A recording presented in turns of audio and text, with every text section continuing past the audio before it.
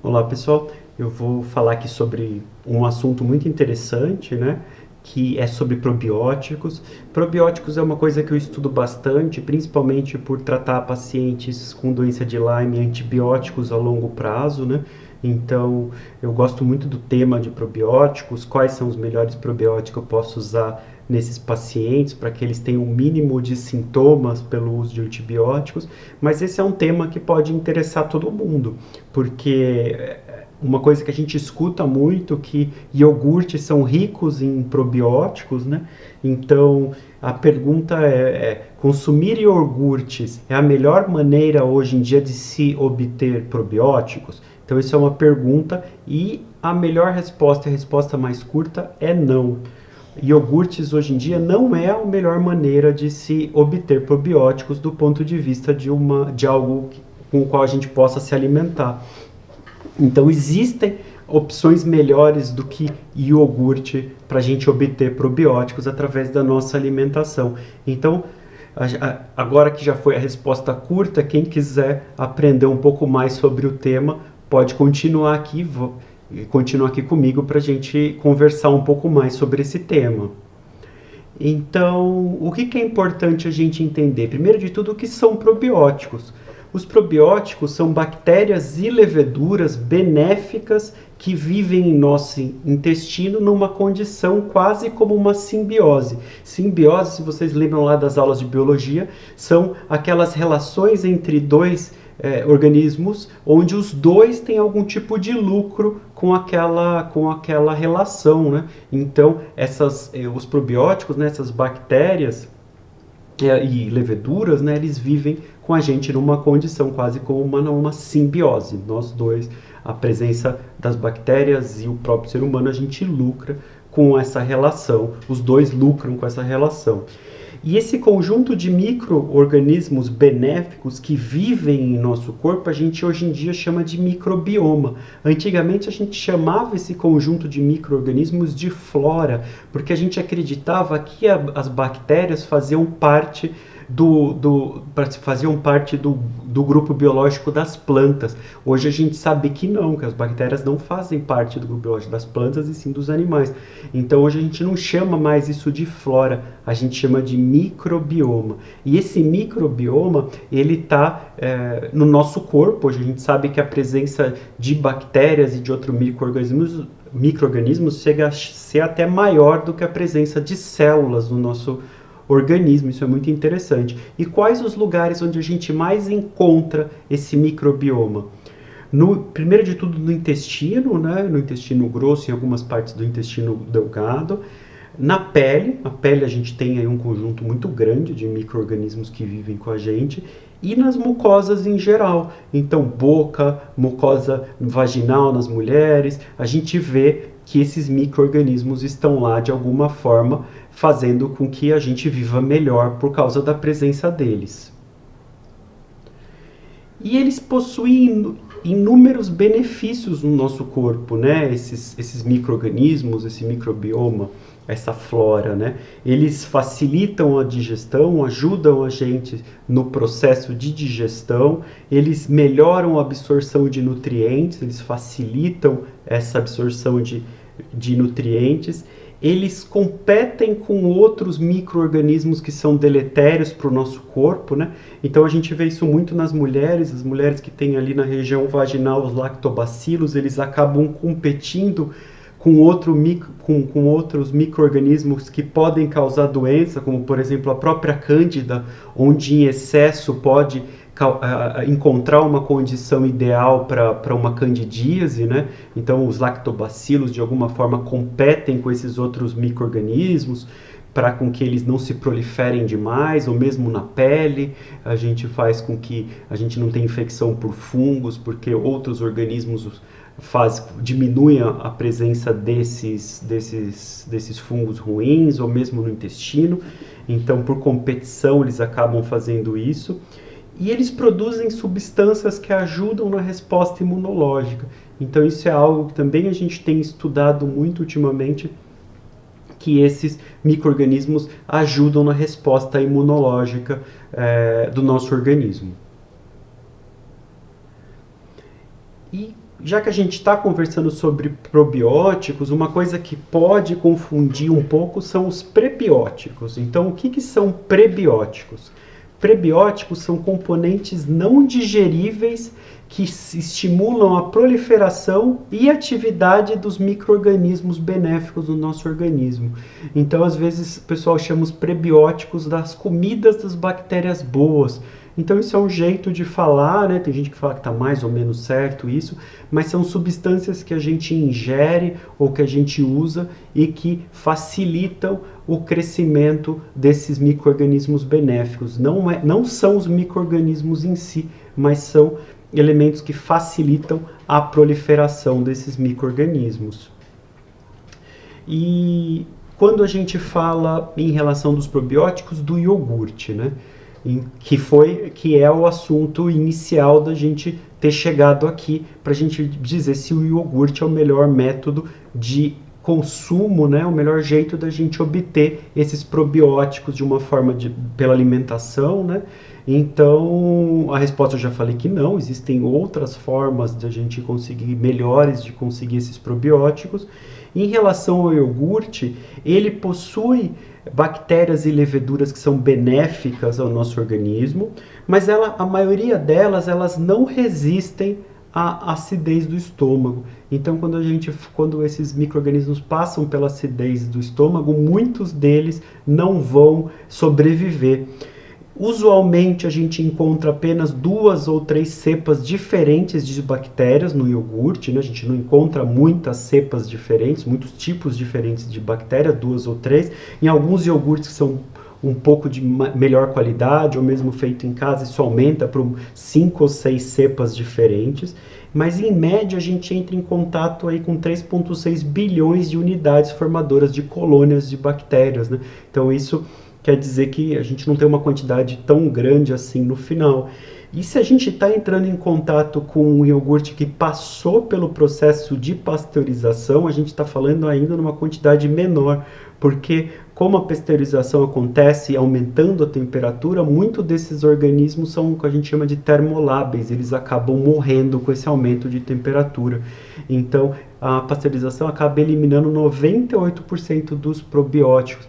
Então, quando a gente está falando do iogurte em si, na grande maioria das vezes a gente está consumindo essas bactérias, mas elas estão mortas, elas não são bactérias vivas que têm tanta função, que acabam tendo tanta função no nosso organismo. Então existem hoje outras formas da gente ingerir esses probióticos, não medicação, né? Através da alimentação. Outros pontos desfavoráveis do iogurte é que o iogurte também ele tem lactose, né, como um derivado do leite. Tem pacientes que têm intolerância à lactose e possuem uma dificuldade na digestão da lactose. Tem pacientes que têm alergia à proteína, lactose no caso é o açúcar, né, e a caseína é a proteína do leite. Tem pacientes que têm dificuldade também, que têm alergia à proteína do leite. E um outro fator ruim é que muitos desses iogurtes têm açúcar ou variantes adicionadas. Então, pode ser um fator ruim para quem está numa dieta de restrição de peso. Então, a gente pode falar de outras opções, além do iogurte, para a gente conseguir meios melhores de providenciar esses probióticos para o nosso organismo. Então, a gente tem o kefir. O kefir é um alimento que tem ficado cada vez mais na moda, né? É um fermentado que pode vir através do leite de cabra ou do leite de vaca. Ele também possui bactérias e leveduras benéficas. Usualmente, a gente entra em contato, quando a gente faz uso do kefir, com 60 cepas diferentes de bactérias, diferente do iogurte, como eu falei lá, são só 2 ou 3, no máximo 5 ou 6 cepas diferentes. Quando a gente está falando do kefir, a gente está falando em 60 cepas diferentes. Isso vale também para as unidades formadoras de colônia. Uma porção de iogurte tem aproximadamente, como eu falei lá atrás, entre 3 e 4 bilhões de unidades formadoras de colônia. Quando a gente chega no kefir, a gente está falando em 9 vezes mais, né? 27 bilhões de unidades formadoras de colônia. O kefir tem bem menos lactose do que o iogurte, porque a lactose costuma ser consumida no processo de fermentação, né? Costuma ser consumida por essas bactérias que estão no processo de fermentação, e normalmente o kefir não tem açúcar. Então, o kefir acaba sendo uma boa opção, uma opção muito melhor que o iogurte para a gente suprir o organismo desses probióticos. Além de tudo, o kefir ele é rico em cálcio e rico em vitaminas do complexo B. E a tradução desse nome, né, kefir, quer dizer comida que faz sentir bem. O kefir quer dizer isso. Então aí é uma fonte muito boa de probióticos para o nosso organismo. Existem outras opções, né? O repolho fermentado, ou também conhecido como chucrute, também pode ser uma fonte de probióticos para o nosso organismo, né? Mas se tem alguma coisa a mais no caso do repolho, porque ele também é rico em fibras. Então, quando a gente precisa aumentar o consumo de fibras alimentares, o repolho fermentado pode ser uma boa opção. Ele é rico em vitamina C, em vitamina K1, em vitamina K2. A vitamina K2 é uma vitamina que ela age na transferência de cálcio de volta para o osso, então ela ajuda nesse processo, e também é rico em potássio. Outras substâncias que a gente encontra no repolho fermentado é a luteína e a zeaxantina, que são antioxidantes. Eles têm, em média, 3 bilhões de unidades formadoras de colônia, então é bem próximo do iogurte, mas tem algumas coisas a mais, né?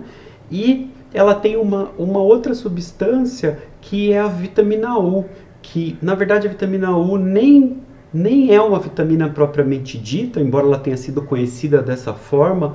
É um composto derivado do enxofre que auxilia no processo de digestão e auxilia na recuperação da mucosa do estômago. Então, ele foi muito usado aí em pacientes que tinham úlceras gástricas. Então, o paciente aí que está sofrendo por causa de dores no estômago, úlcera, gastrite, pode fazer uso aí do repolho fermentado como uma opção a mais para agir nessa mucosa do estômago. Uma outra opção que também está bem na moda e tem sido até chamado ultimamente dos superalimentos é o kimchi ou kimchi, né? Que é um alimento tipicamente sul-coreano. Os sul-coreanos consomem muito desse alimento, e é um composto fermentado que leva no seu preparo vários vegetais. Então ele tem a selga, ele tem nabo, rabanete, cebola, alho, gengibre, às vezes tem pimenta também. Então tem vários compostos que fazem parte desse fermentado. Eles também são ricos em fibras, também possuem vitamina C, K1 e K2. Também eles são ricos em complexo B, potássio e ferro. Então é uma boa opção. Existem receitas na internet, ensina-se como se faz em casa o kimchi. Ele tem em média 5 bilhões de unidades formadoras de colônia. Então é maior do que o iogurte numa porção, quando a gente compara. E eles possuem cepas de bactérias diferentes, inclusive bactérias que produzem ácido lático. Esse ácido lático no trato gastrointestinal, ele ajuda a combater bactérias ruins. Então, o kimchi, como essa história dele ser um superalimento, acaba sendo uma boa opção quando a gente quer entrar com probióticos para o nosso organismo. Outro alimento que é uma coisa que é muito comum nos países asiáticos, mas aqui no Brasil é algo novo, né? Apareceu de alguns anos para cá, é o kombucha, né? O kombucha. Ele é feito através da fermentação de chá verde ou de chá preto com adição de açúcar. Ele é rico em antioxidantes, é rico em vitamina C. Ele tem um efeito quelante, ele tem um efeito de detox, ou seja, ele consegue quelar em algumas toxinas no trato gastrointestinal e ajudar na eliminação delas. Tem, em média, 5 bilhões de unidades formadoras de colônia por porção, e também possuem bactérias e leveduras benéficas para o nosso organismo. Então, mais uma opção aí da gente entrar com probióticos para o nosso corpo. E quais são os riscos do consumo de probióticos? Normalmente os probióticos eles são considerados bastante seguros para o nosso organismo. Alguns estudos in vitro demonstram que existem alguns casos de haver transferência de resistência bacteriana. Então, as bactérias de alguns probióticos, elas podem ter algum componente de resistência bacteriana que, quando entram em contato com as bactérias do nosso organismo, podem causar, ter uma transferência de material genético, as bactérias do nosso organismo também apresentar algum tipo de resistência a antibióticos. Mas isso é algo encontrado in vitro e uma coisa bastante rara. Outra coisa que pode ter risco nos probióticos, né, nesses alimentos, é contaminação com outras bactérias. Então, principalmente quando a gente faz em casa o kefir ou mesmo o iogurte, a gente precisa tomar muito cuidado para que isso não aconteça, que outras bactérias não contaminem esses produtos e a gente só tenha aí os probióticos, né, as bactérias boas. E então, né, para complementar aquela pergunta inicial, qual é o melhor probiótico? Então isso depende. O ideal seria utilizar aquele que mais encaixa no seu dia a dia. Então pode ser um kombucha, pode ser um repolho fermentado, pode ser o próprio iogurte, embora o iogurte não realmente esteja bem longe de ser o melhor. Seria ideal se você puder substituir por kefir, que é muito melhor neste caso. E também precisa ter em mente o equilíbrio, né? Evitar excesso, porque o excesso de bactérias, às vezes no trato gastrointestinal, pode provocar alguns sintomas um pouco mais desagradáveis, às vezes dor, às vezes flatulência. Então, o equilíbrio é a chave aí quando a gente está falando em relação ao consumo de probióticos. Eu gostaria de agradecer a todos que acompanharam esse vídeo até o final. Me coloco à disposição para qualquer dúvida. Principalmente me sigam nas outras redes sociais. No Instagram é o lugar onde eu mais interajo com os pacientes. Podem me mandar mensagem por direct, eu costumo responder a todas as mensagens. E, por favor, me sigam aqui no YouTube e até o próximo vídeo.